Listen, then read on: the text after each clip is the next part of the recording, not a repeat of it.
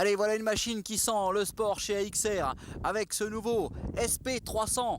Alors, pour l'instant 300, mais regardez déjà un petit détail qui va faire la différence. Ici, il y a beaucoup de place. Ce châssis a été fabriqué dans les usines AXR à Romorantin lui aussi et va pouvoir recevoir des moteurs allant de 250 cm3 à 500 cm3. Nous l'essayons tout de suite dans sa version 300, homologuée bien sûr.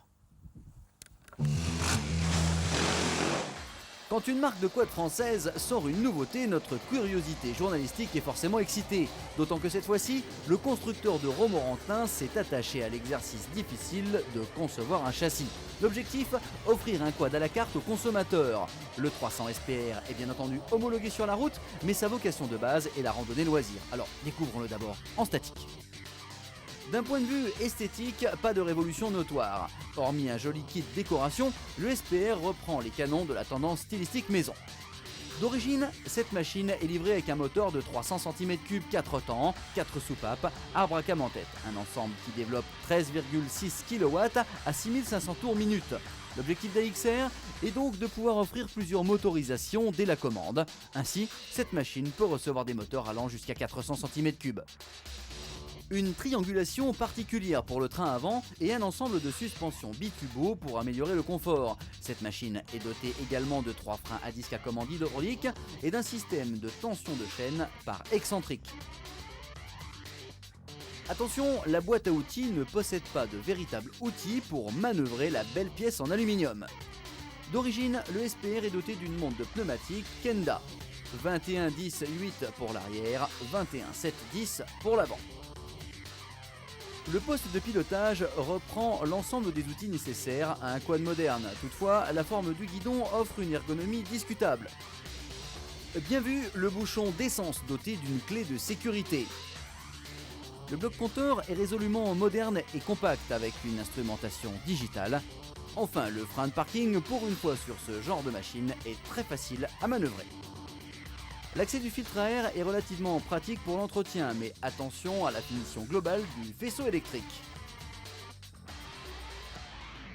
Et bien entendu chez AXR, c'est une tradition, moteur à boîte de vitesse, ça c'est pour le côté sport.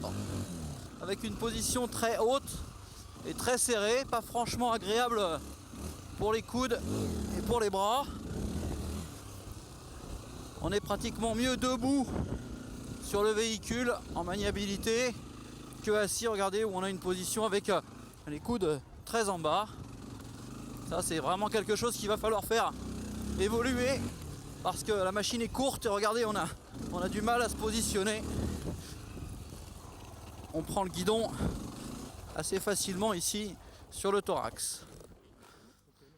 Alors, démarreur électrique bien sûr sur ce véhicule. La position pour la marche arrière, un petit détail, ici, un peu comme les Honda, on appuie sur le bouton magique, une pression sur l'embrayage et là il suffit de tirer la manette, la marche arrière est enclenchée, on accompagne avec l'embrayage et on s'aperçoit d'une chose ici, c'est le rayon de braquage du véhicule avec un angle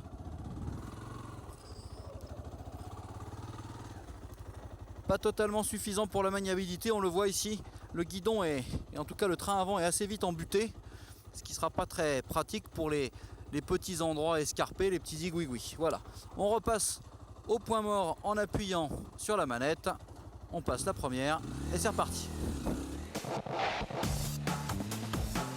Le moteur de cette machine est plutôt volontaire, il est doté d'un couple raisonnable et s'avère à la portée de tous, avec notamment une bonne traction et une boîte 5 vitesses très précise.